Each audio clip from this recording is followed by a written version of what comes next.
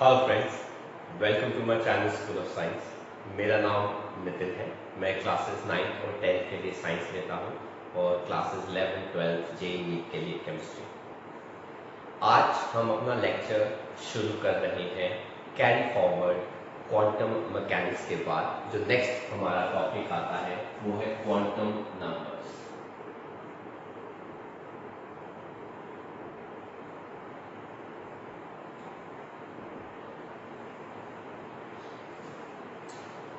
तो थोड़ा सा क्वांटम नंबर्स के बारे में जानने से पहले एक बार ज़रा रिवाइंड करके हम अपने उस लेक्चर पे जाते हैं जहाँ पे हमने क्वांटम मैकेनिक्स के बारे में बात की थी। बोर मॉडल फ्लॉप हो गया था क्योंकि बोर ने डुअल नेचर ऑफ मैटर को कंसिडर नहीं किया था, जिसका सपोर्ट डी ब्रॉगली इक्वेशन ने और हाइजेनबर्ग्स अनसर्टेनिटी प्रिंसिपल ने दे दिया था।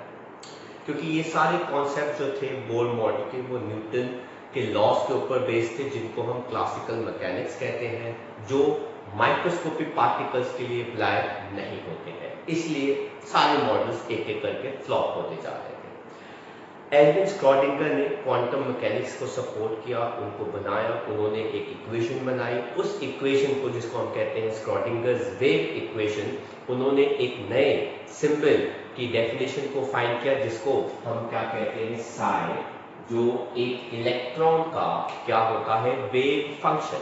क्योंकि इलेक्ट्रॉन न्यूक्लियस के आगे पीछे वेव की फॉर्म के अंदर मूव करता है, सर्कुलर फॉर्म के अंदर मूव नहीं करता, तभी तो model of an atom 3 dimensional है। इस इक्वेशन से जब हम साई की वैल्यू निकालते हैं, वेव फंक्शन की वैल्यू निकालते हैं, तो इसका कुछ खुद का सिग्निफिकेंस नहीं होता। इसकी वैल्यू को हम क्या करते हैं, स्क्वायर, तो जिसको हम क्या कहते हैं, ऑर्बिटल, ठीक है, जो हमें क्या बताता है, maximum probability of finding electron.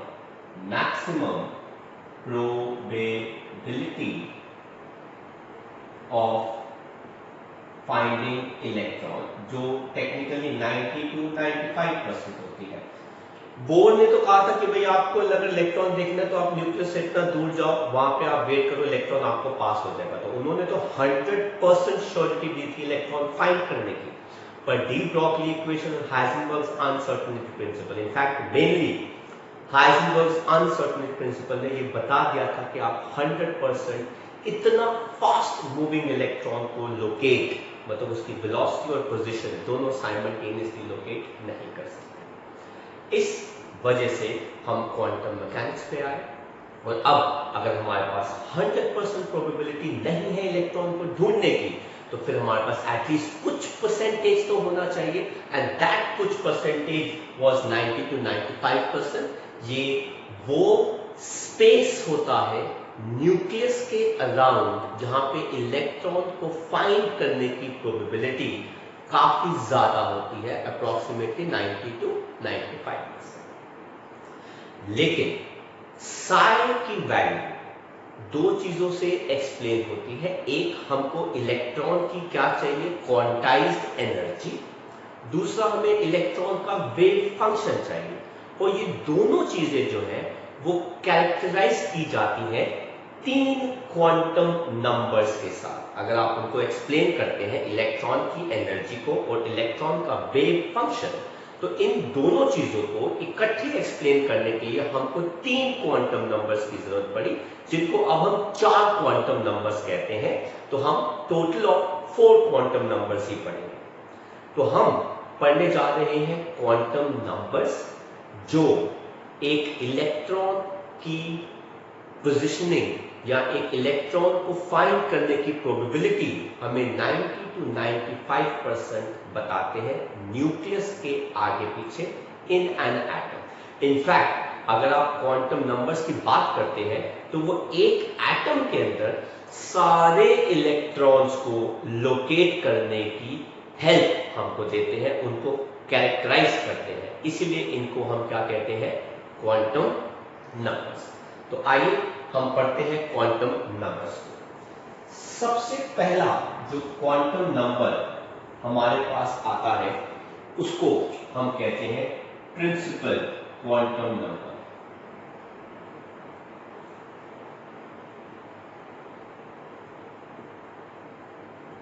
इसको हम n से सिंबलाइज करते हैं। इसकी पॉसिबल वैल्यूज क्या होती हैं, क्या क्या हो सकती हैं, जिसको हम n से लिखते हैं 1 2 3 4 5 एंड ये नंबर कहां तक जाता है n। और ये प्रिंसिपल क्वांटम नंबर किस चीज के बारे में बात करता है, ये बात करता है एक एलिमेंट के अंदर कितने शेल्स हो सकते हैं। तो n basically represents shells in an atom. हम इसको k l m n o p q r and वहां तक ले जा सकते हैं। तो जो सबसे पहली स्पेक्ट्रल लाइंस प्रोड्यूस होती थी जब एक एटम का, जो हमारे प्रीवियस लेक्चर के अंदर हमने बात करी थी, जब हम हाइड्रोजन का स्पेक्ट्रम पढ़ रहे थे, हम उसको एनर्जी देते हैं और इलेक्ट्रॉन जो है वो एक्साइट कर जाता है, एक शेल से दूसरे शेल में जंप करता है, और जब वो वापस आता है तो उसके वापस जंप करने की बहुत सारी ऑप्शंस आती हैं। तो फर्स्ट शेल से फिफ्थ शेल में चला गया तो वो फिफ्थ से फोर्थ में भी आ सकता है, फिफ्थ से 3 में भी आ सकता है, फिफ्थ से 2 में भी आ सकता है, फिफ्थ से 1 में भी आ सकता है। तो ये सारी जो एक्साइटेशंस थी, जो सारी जो जंपिंग्स थी, जो सारी ट्रांजिशन है, हर एक स्पेक्ट्रल लाइन को रिप्रेजेंट करती है, जो हमें यहां से पता चलती है शेल से।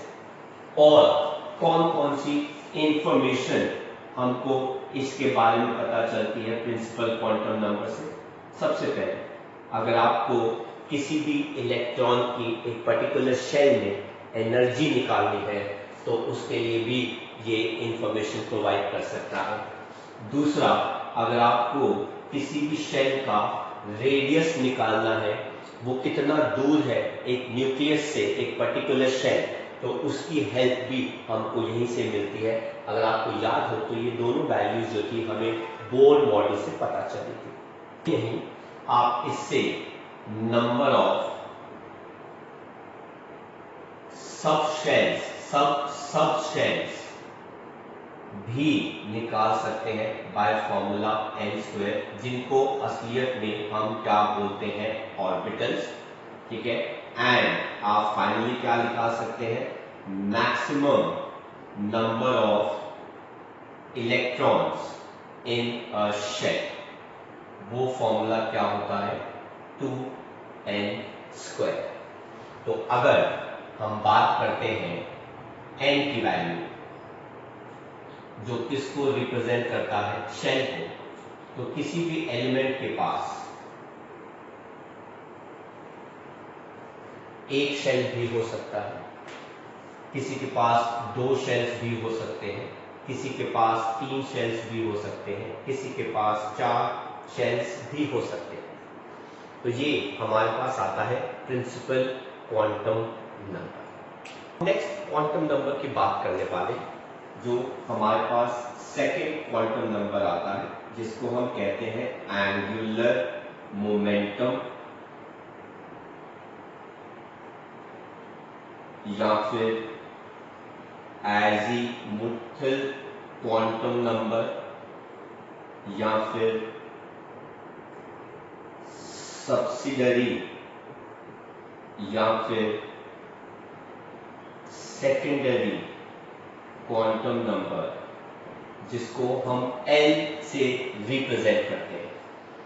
इसकी पीवी पॉसिबल वैल्यूज L की हमारे पास क्या आती है, ये हमेशा 0 से शुरू होता है। For any shell it always starts with 0, 1 2 3 4 and कहां तक जाता है, n-1 तक, जिनको हम किस नाम से जानते हैं, सब शेल्स। इनफैक्ट 0 को हम S से रिप्रेजेंट करते हैं, 1 को हम P से रिप्रेजेंट करते हैं, 2 को D से, 3 को F, 4 को G एंड सो ऑन। तो S P इनमें गैप आ रहा है, बाद में D F गैप आ रहा है, F G H I J के बाद में गैप नहीं आ रहा। जैसे आपको बोर के केस में मैंने बताया था कि जब बोर ने शेल्स को डिस्कवर किया था तो उन्होंने काउंटिंग 1 2 3 नहीं दी थी, उन्होंने क्या लिखा था, KLMN, ABC के मिडिल से काउंटिंग शुरू करी थी।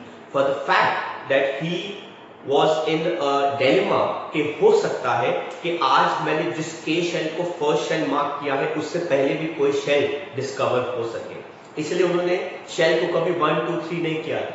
उन्होंने क्या मार्क किया था इनिशियली, KLM। तो कल को कोई नया साइंटिस्ट इससे पहले भी कोई शेल को डिस्कवर कर दे तो अकॉर्डिंगली ABC को हम सेट कर सकते हैं। वैसे ही यहाँ पे भी हमको ये उनको डाउट था कि हो सकता है कि आज मैंने जो सब शेल डिस्कवर करे कि हो सकता है कोई एक आधा मैं मिस कर गया हूं, उस वजह से उन्होंने इन बीच में गैप छोड़े। But after FG they knew कि इसके बाद कोई इनके बीच में सब शेल नहीं आएगा, नहीं हो सकता, इसलिए वो उन्होंने काउंटिंग जो है वो FGHIJK। बट SP बीच में D, तो ये गैप्स इसलिए थे अगर कोई नया सब शेल आ गया तो हम उसको इजीली क्या कर सकते हैं, अकोमोडेट कर सकते हैं। तो 0 की वैल्यू हमेशा S को रिप्रेजेंट करती है, 1 की वैल्यू P को, 2 की वैल्यू D को, 3 की वैल्यू F को, 4 की वैल्यू G को। तो ये सारे हमारे सब शेल्स के रिप्रेजेंट होते हैं। जब बोर्ड को पता लग गया कि K से पहले कोई शेल नहीं आएगा, इसलिए उन्होंने उसको क्या मार्क कर दिया, 1, 2, 3 एंड so। तो पहले उन्होंने अल्फाबेटिकल ऑर्डर मार्क किया था, बाद में नंबरिंग दी थी, सो दैट कोई भी चेंजेस हो तो वो इजीली एडजस्ट हो सके। सेम हमारे पास यहां पर आता है। तो एजिमुथल क्वांटम नंबर से हमारे पास क्या क्या इंफॉर्मेशन पता चलती है। अब देखो, जो मेन लाइन स्पेक्ट्रम की आती थी वो तब आती जब इलेक्ट्रॉन एक शेल से दूसरे शेल में जंप करता है, लेकिन उसके बाद भी कुछ फाइन लाइंस हमको नजर आ रही थी। दैट मींस शेल के विद इन भी इलेक्ट्रॉन जंप कर सकता है और कर रहा है। तो इसका मतलब है शेल के विद इन भी कुछ और भी डिफरेंसेस हैं एनर्जी लेवल्स के, जिनको हमने नाम क्या दिया, सब शेल नाम दिया। तो मेन लाइंस की जो एक्सप्लेनेशन है वो इलेक्ट्रॉन के प्रिंसिपल क्वांटम नंबर से आ जाती है, पर उसके बाद भी फाइन लाइंस निकल के आती है स्पेक्ट्रम के अंदर, मतलब शेल के अंदर भी। एक तो जंपिंग हो गई, एक्साइटेशन हो गई बिटवीन द शेल्स, दूसरी जंपिंग जो है वो विद इन द शेल है। अब विद इन द शेल कैसे पॉसिबल हो सकता है, वो तभी पॉसिबल हो सकता है जब शेल के अंदर क्या हो, सब शेल्स हो। तो फाइन लाइंस को एक्सप्लेन करने के लिए हमको शेल्स के अंदर सब शेल्स को अकोमोडेट करना पड़ा, बनाना पड़ा, जिसके लिए हमारे पास एंगुलर मोमेंटम या एजिमुथल क्वांटम नंबर आता है। तो इससे हमें क्या क्या इंफॉर्मेशन पता चलती है कि किसी भी शेल के अंदर नंबर ऑफ सब शेल्स कितने हैं। आप इससे किसी भी इलेक्ट्रॉन का क्या निकाल सकते हैं, एंगुलर मोमेंटम। आप इससे ऑर्बिटल्स की शेप भी निकाल सकते हैं।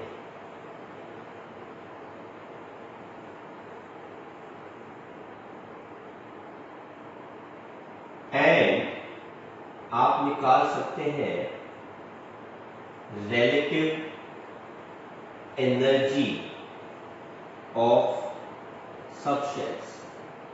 तो ये सारी इंफॉर्मेशन आप सेकंड क्वांटम नंबर से निकाल सकते हैं। तो अब आओ जरा क्वांटम नंबर को, प्रिंसिपल क्वांटम नंबर को सेकेंडरी क्वांटम नंबर के साथ लिखते हैं। तो n हमारे पास क्या हो गया, सब शेल। अब जरा देखिए, L की वैल्यू हमेशा कहां से शुरू होती है, 0 से। हर शेल के लिए it will always start with 0। तो ये आ गया हमारे पास 0, इसके लिए भी हमारे पास आ गया 0, इसके लिए भी आ गया 0, इसके लिए भी आ गया 0। एंड ये कहां तक जाती है, ये जाती है n-1 तक।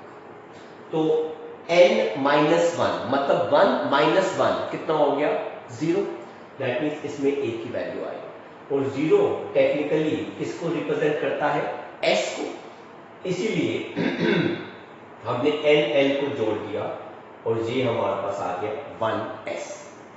इसका मतलब पहले शेल में किसी भी एलिमेंट के लिए एक ही सब शेल है s, जिसका नाम क्या हो जाएगा, 1s। ऐसे ही हमारे पास सेकंड शेल है, उसके लिए वैल्यू स्टार्ट्स विद 0 एंड कहां तक जाएगी, n-1 मतलब 2-1 तक। मतलब ये कितना आ गया, 1। मतलब 0 से शुरू होके 1 तक जाएगी, क्योंकि 2 - 1 कितना आ जाएगा, 1। तो ये क्या आ गया S, ये क्या आ गया P। तो इसके अंदर हमारे पास क्या आ गया 2s और हमारे पास क्या आ गया 2। मतलब पहले शेल में एक ही सब शेल है 1s, लेकिन दूसरे शेल में दो सब शेल है 2s and 2p। Let's see तीसरे शेल में कितने हैं n-1, 3 - 1 कितना आ गया 2। तो ये आ गया s, ये आ गया p, ये आ गया d। तो ये क्या आ गया 3s, ये क्या आ गया 3p, ये आ गया 3d। मतलब तीसरे शेल में तीन सब शेल्स है 3s 3p 3d। अब आप देखो थोड़ा सा रिलेट करने की कोशिश करो। पहले शेल में एक ही सब शेल, दूसरे शेल में दो सब शेल, तीसरे शेल में तीन, चौथे शेल में चार सब शेल, पांचवें शेल में 5 सब शेल, सिक्स शेल में 6 sub shell and so on and so on and so on. देखो अरेंजमेंट अब कितने सारे इलेक्ट्रॉन्स के लिए आता जा रहा है। तो हमने अभी यहाँ पे 1, 2, 10, 15 इलेक्ट्रॉन्स की बात नहीं करें। The entire arrangement is for big number of electrons. ऐसे ही हमारे पास n की वैल्यू कितनी है 4, तो n की वैल्यू शुरू होगी 0 से एंड कहां तक जाएगी n-1, मतलब 4 - 1 कितना आ गया 3। तो ये कितना आ जाएगा 1, कितना आ जाएगा 2, कितना आ जाएगा 3। तो ये क्या आ गया s, ये क्या आ गया p, ये क्या आ गया d, ये क्या आ गया f। तो कौन कौन से हो गए 4s 4p 4d and 4f। तो पहले शेल में एक सब शेल, दूसरे में 2 2s 2p, तीसरे में 3 3s 3p 3d, चौथे में 4 4s 4p 4d 4f, पांचवें में 5 होंगे 5s 5p 5d 5f and 5g। हालांकि हमें g तक जाना नहीं है पर हम वहां तक चले गए, हमारे पास सारा अरेंजमेंट आ गया। अब देखो कौन से ऑर्बिटल्स एग्जिस्ट नहीं कर सकते, ये नहीं करेंगे। 1p no, 2d no, 3f no. तो इनके लिए नो है तो नो है, सिंपल सी बात है। ये एग्जिस्ट नहीं करेंगे, यही लिमिटेशन है। पहले में एक सब शेल, दूसरे में दो सब शेल, तीसरे में तीन, तीसरे शेल में 3 सब शेल, चौथे शेल में 4 सब शेल एंड सो ऑन चलता जा रहा है। तो ये हमारे दो क्वांटम नंबर्स हो गए, principal quantum number and angular momentum quantum number. इनको हम अंडरलाइन कर लेते हैं।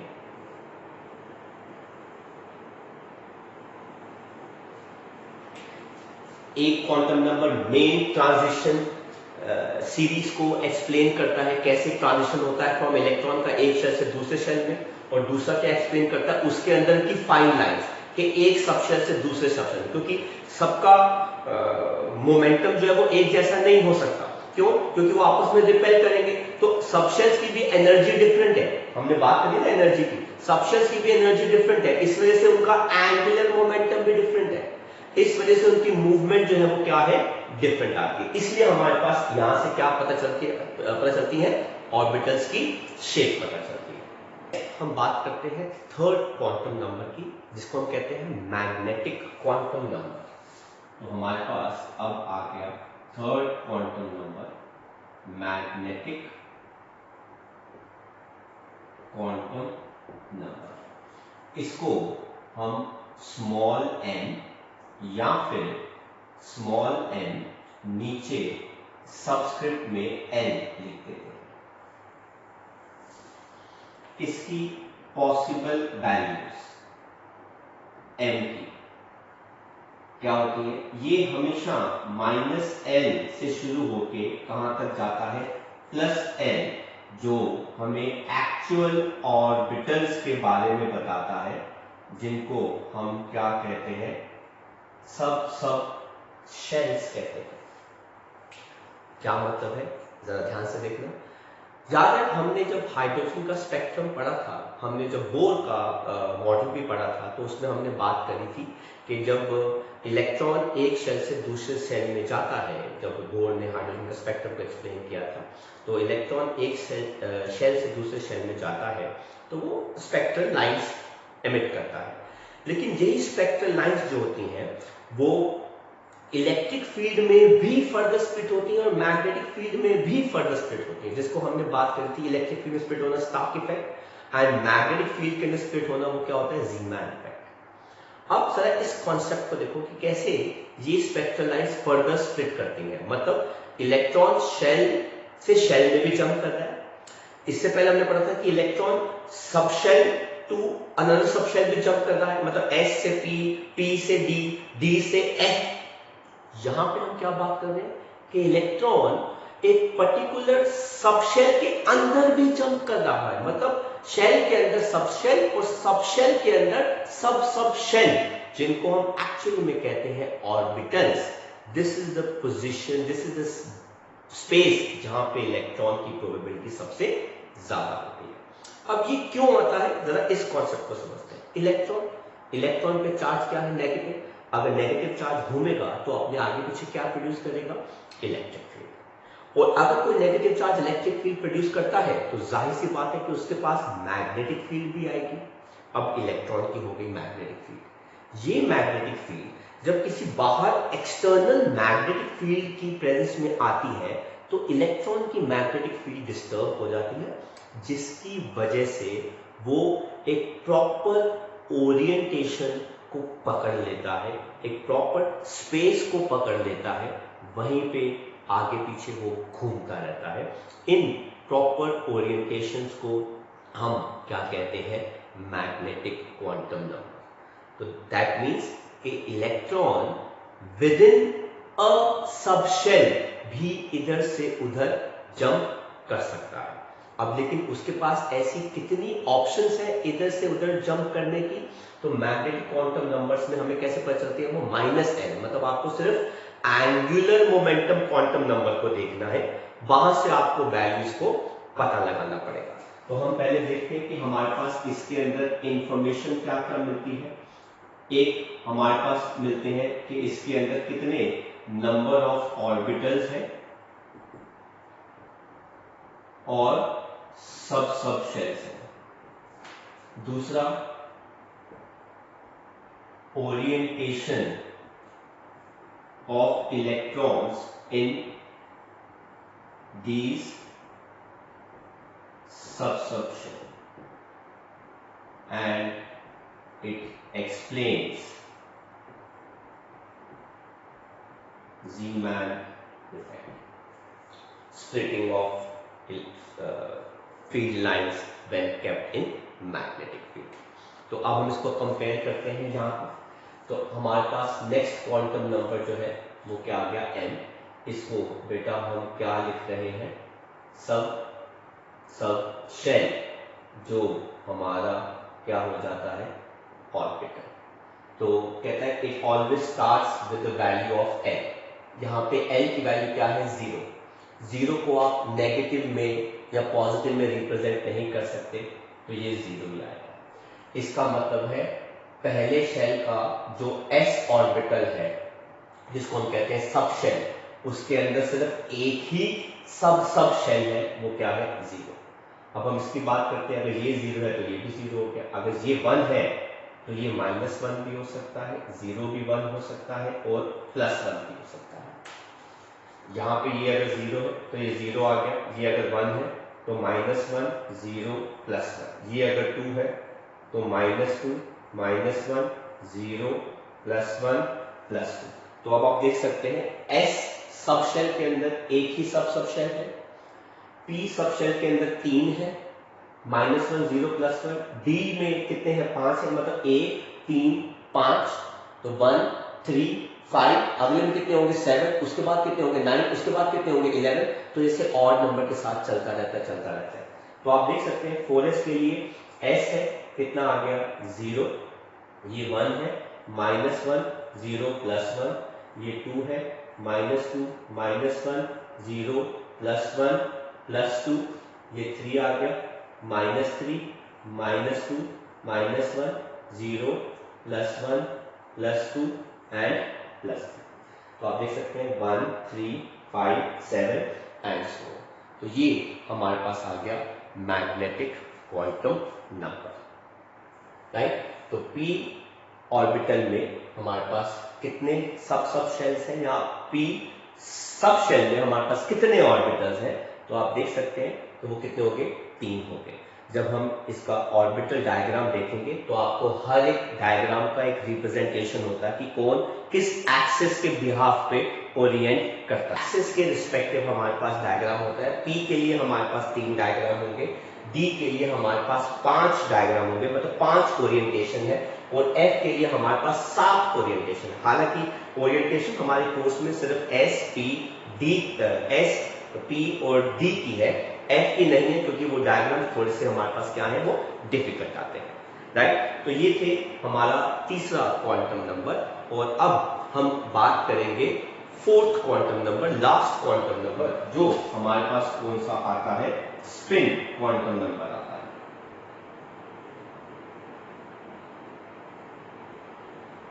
जिसको हम s या फिर ms से रिप्रेजेंट करते हैं।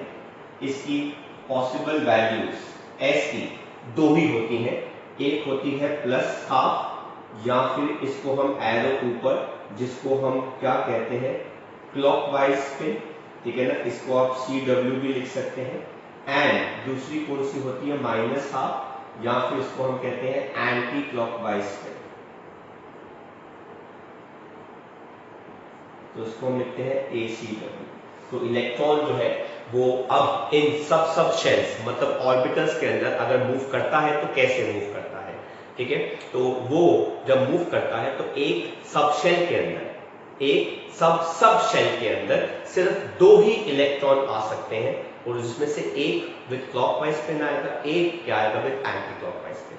अब उसका भी लॉजिक कैसे, दरअसल अगर एक इलेक्ट्रॉन एक स्पिन के साथ मूव करता है तो उसके आगे पीछे इलेक्ट्रिक फील्ड और मैग्नेटिक फील्ड क्रिएट हो जाती है, लेकिन अगर दूसरा इलेक्ट्रॉन सेम फील्ड के साथ, सेम स्पिन के साथ आएगा तो दोनों एक दूसरे को रिपेल करेंगे, जिसकी वजह से वो साथ में अकोमोडेट नहीं हो सकते। सर हम इलेक्ट्रॉन को साथ में क्यों अकोमोडेट कर रहे हैं, भाई इलेक्ट्रॉन पे चार्ज क्या है, नेगेटिव। 2 नेगेटिव चार्जेस साथ में नहीं आ सकते। अगर आप उनको स्पिन कराते हैं, लेकिन अगर सेम स्पिन हुई तो भी वो रिपेल करेंगे, स्टेशनरी है, स्पिन नहीं कर रहे तो भी वो रिपेल करेंगे। तो ऐसा क्या हो कि वो दोनों नेगेटिव चार्ज वाले इलेक्ट्रॉन एक ही ऑर्बिटल में या सब शेल में साथ रहे, वो तभी पॉसिबल है जब उन दोनों की स्पिन क्या हो, ऑपोजिट हो। तो एक इलेक्ट्रॉन की स्पिन क्या होती है, क्लॉकवाइज, दूसरे इलेक्ट्रॉन की स्पिन क्या होती है, एंटी क्लॉकवाइज, जिनकी वजह से जो फील्ड क्रिएट्स होती हैं वो एक दूसरे को क्या करती है, अट्रैक्ट करती है, ताकि वो साथ साथ अकोमोडेट हो सके। तो अब आप देख सकते हैं लास्ट में हमारे पास आता है S क्वांटम नंबर। ये हमको मैक्सिमम इलेक्ट्रॉन्स अकोमोडेशन के बारे में बताता है। किसी भी सब शेल के अंदर या ऑर्बिटल के अंदर 2 ही इलेक्ट्रॉन है विद ऑपोजिट स्पिन। तो आप देख लीजिए, इसके अंदर 2 इलेक्ट्रॉन विद ऑपोजिट स्पिन, ये है 2 electron with opposite spin, 2 electron 1 में, 2 इलेक्ट्रॉन 0 में, 2 इलेक्ट्रॉन +1 में। इसके अंदर 2 इलेक्ट्रॉन, इसके अंदर भी 2 इलेक्ट्रॉन, इसके अंदर कुल मिला के 5 सब शेल है, इसलिए टोटल ऑफ 10 इलेक्ट्रॉन्स। इसके अंदर भी आप बना सकते हैं 2 इलेक्ट्रॉन्स, 2 इधर, 2 इधर,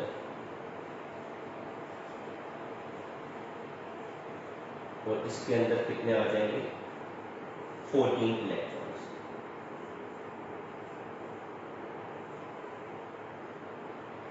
तो अगर आपको याद हो ये वाला फॉर्मूला 2n², जो हमारे फर्स्ट क्वांटम नंबर का था, प्रिंसिपल क्वांटम नंबर का, जो हमें बताता है मैक्सिमम इलेक्ट्रॉन पर्टिकुलर शेल में। आप देख सकते हैं पहले शेल के अंदर 2 ही मैक्सिमम इलेक्ट्रॉन आ सकते हैं, दूसरे शेल के अंदर 8 मैक्सिमम इलेक्ट्रॉन आ सकते हैं, तीसरे शेल के अंदर मैक्सिमम 18 इलेक्ट्रॉन आ सकते हैं, फोर्थ शेल के अंदर मैक्सिमम 32 इलेक्ट्रॉन्स आ सकते हैं। तो यहाँ पे हमारे पास शेल के अंदर कितने इलेक्ट्रॉन्स आ सकते हैं वो भी आ गया। अभी मैं आपको ये भी बताऊंगा कि सब शेल में कितने इलेक्ट्रॉन्स आ सकते हैं, किस नंबर को, किस ओरिएंटेशन को कौन सा नंबर दिया जाता है, तो वो सब हम बातें करने वाले हैं। तो अब हम बात करते हैं कि किसी भी शेल के अंदर कितने सब शेल्स हो सकते हैं और उसके अंदर कितने इलेक्ट्रॉन्स आप अकोमोडेट कर सकते हैं। तो लेट अस टेक n किसको रिप्रेजेंट करता है, शेल।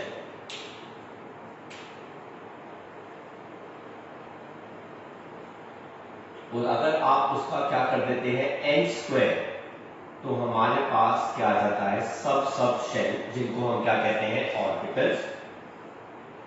और अगर आप क्या करते हैं 2n², तो वो आ जाते हैं मैक्सिमम इलेक्ट्रॉन। अगर n की वैल्यू 1 है अगर n की वैल्यू 1 है तो उसके अंदर कितने सब शेल आ सकते हैं? 1। आप 1 का स्क्वायर कर देंगे कितने आ गए? और उसके अंदर कितने इलेक्ट्रॉन्स आ सकते हैं मैक्सिमम? 2 का कर दीजिए इंटू 2 तो आ गया आपके पास। n की वैल्यू 2 है तो उसके अंदर कितने सब शेल्स आ सकते हैं मैक्सिमम? 4। 1 2 3 4। तो आप 2 का स्क्वायर कर दीजिए 4 और इस 4 को आप 2 से मल्टीप्लाई कर दीजिए तो कितने इलेक्ट्रॉन्स? 8। तो आप देख सकते हैं कितने इलेक्ट्रॉन्स आ गए? 8 इलेक्ट्रॉन्स। n की वैल्यू अगर 3 है, थर्ड शेल है, तो थर्ड शेल में कितने सब शेल होते हैं? 3 का स्क्वायर कर दीजिए 9।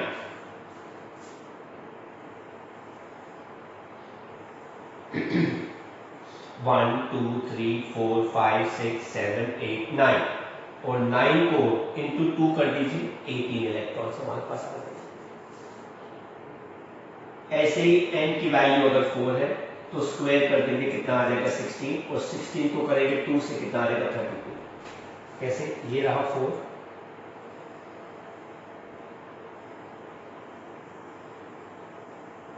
1 2 3 4 5 6 7 8 9 10 11 12 13 14 15 16 सब शेल आ गए और उसके अंदर इंटू 2 कर देंगे तो आपके पास कितने आ गए? 32 इलेक्ट्रॉन्स। तो ये हमारे पास एक टेबल हो जाता है।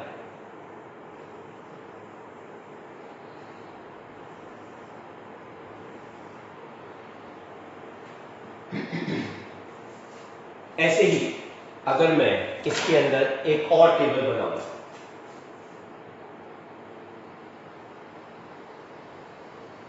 सब शेल, जिसको हमने क्या ले लिया? L। इसके अंदर हम निकाल रहे हैं सब शेल कितने हैं? कैसे निकालते हैं? 2l + 1, ठीक है, जिनको हम ऑर्बिटल्स भी कहते हैं। और बाद में हम निकाल रहे हैं मैक्सिमम इलेक्ट्रॉन्स, 2 × 2l + 1।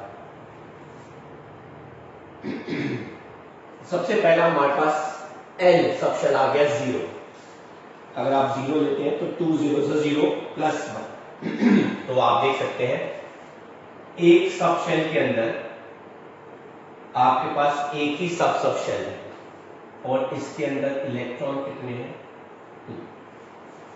तो आप 1 को 2 से मल्टीप्लाई कर दीजिए 2 इलेक्ट्रॉन। मतलब s ऑर्बिटल में आप मैक्सिमम 2 इलेक्ट्रॉन्स ही अकोमोडेट कर सकते हैं, वो भी विद ऑपोजिट स्पिन। देन आता है हमारे पास p, इसका न्यूमेरिक नंबर कितना होता है? 1। तो अगर आप 2 1 2 + 1 करेंगे तो वो कितना आ गया? 3। और 3 को अगर आप 2 से करेंगे तो कितना आ गया? 6। ये देखिए बेटा, p का न्यूमेरिक नंबर कितना है? 1। 1 में आपके पास कितने सब शेल आ गए? 3। और इस 3 के अंदर आपने इलेक्ट्रॉन कितने अकोमोडेट कर दिए? 6। तो p के अंदर मैक्सिमम 6 इलेक्ट्रॉन्स आ सकते हैं। ऐसे ही अगला हमारे पास सब शेल जो आता है वो d, इसका न्यूमेरिक नंबर कितना होता है? 2। तो 2 2 4 + 1 5। मतलब d ऑर्बिटल के अंदर 5 सब शेल्स आते हैं। ये देखिए d ऑर्बिटल है, ये देख सकते हैं इसके अंदर 5 सब शेल्स आते हैं और इसके अंदर अगर आप इलेक्ट्रॉन्स ऐड करेंगे तो 10 आते हैं। ऐसे ही हमारे पास आता है 4th f ऑर्बिटल, जिसके न्यूमेरिक नंबर कितना है? 3। तो 3 2 6 + 1 कितना आ गया? 7। और 7 को आप 2 से कर देंगे मल्टीप्लाई तो कितना आ जाएगा? 14। ये रहा हमारे पास f ऑर्बिटल। f ऑर्बिटल के पास कितने आ रहे हैं सब शेल? 7। और इन 7 के पास इलेक्ट्रॉन्स कितने आ रहे हैं? 14 इलेक्ट्रॉन्स आ रहे हैं।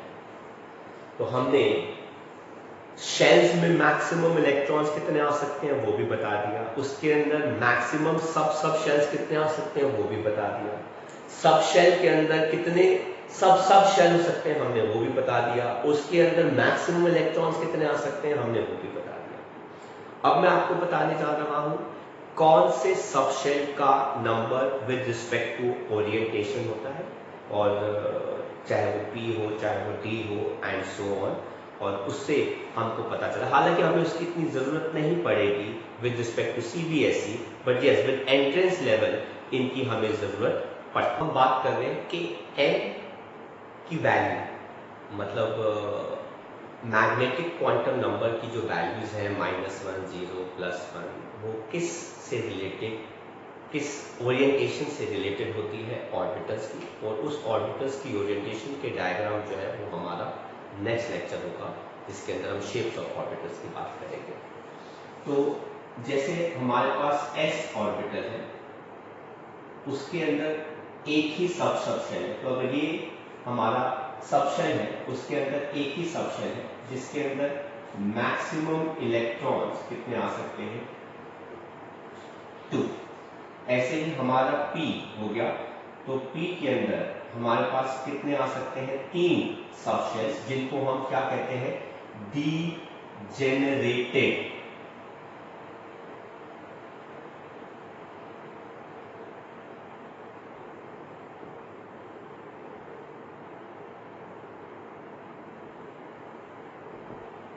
ऑर्बिटल्स। मतलब क्या होता है, हैविंग सेम एनर्जी, तो दे हैव सेम एनर्जी।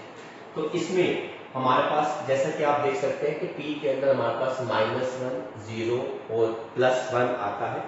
तो अगर हम इसको प्लेस करते हैं -1, 0 एंड +1, तो इसके अंदर कुल मिला के मैक्सिमम 6 इलेक्ट्रॉन आ सकते, क्योंकि हर एक के अंदर 2 आ सकते हैं। तो -1 जो है वो हमारा टेक्निकली लेटेस्ट कन्वेंशन के हिसाब से Py होता है। जो 0 होता है वो Pz होता है, Z एक्सिस हमारी हमेशा इंटरन्यूक्लियस एक्सिस मानी जाती है, और +1 जो है वो क्या होता है, Px को रिप्रेजेंट करता है। ऐसे ही d ऑर्बिटल की हम बात करें, तो d ऑर्बिटल हमारा, उसके अंदर हमारे पास कितने होते हैं, 5। तो इसको हम कैसे लिखते हैं, -2, -1, 0, +1 एंड +2, राइट। तो ये भी डीजेनरेटेड ऑर्बिटल्स हैं कि जो साइन कन्वेंशन के हिसाब से रिप्रेजेंटेशन है। -2 हमारा क्या आता है, dxy, ठीक है, जिसको टेक्निकली हम ऐसे लिखते हैं, तो थोड़ा सा हम फॉन्ट साइज बड़ा कर देते हैं, dxy। -1 हमारा क्या आता है, dyz। 0 हमारा क्या आता है, dz²। +1 हमारा क्या आता है, dxz।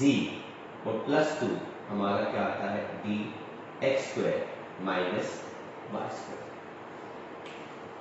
तो ये हमारा कॉन्सेप्ट था क्वांटम नंबर्स का। इनकी शेप्स आप नेक्स्ट लेक्चर में देख सकते हैं, जिसके अंदर हमने बात करी है क्वांटम मैकेनिक्स की और ऑर्बिटल्स की शेप की। तो हमने रिप्रेजेंटेशन कन्वेंशन लेटेस्ट के साथ हमने बता दिया है आपको। तो क्लास, आई होप आपको आज का हमारा टॉपिक क्वांटम नंबर्स समझ में आएगा। मैंने काफ़ी डिटेल में इसको एक्सप्लेन किया है, और ये जो चार्ट हमने ड्रॉ किया है ये काफ़ी हेल्पफुल होगा जब आप इसको दोबारा स्टडी या रीड करेंगे। तो आई होप आपको आज का मेरा लेक्चर समझ में आया। प्लीज़ मेरे इस लेक्चर को लाइक कीजिएगा, अपने फ्रेंड्स के साथ शेयर कीजिएगा, और जिन लोगों ने अभी तक मेरे चैनल को सब्सक्राइब नहीं किया है, प्लीज़ सब्सक्राइब कीजिए, ताकि और भी लेक्चर्स डिफरेंट क्लासेस के आपके different brothers, sisters, cousins, friends जो हैं वो देख सकें और वो लर्न कर सकें। Thank you very much. Bye bye from school of science.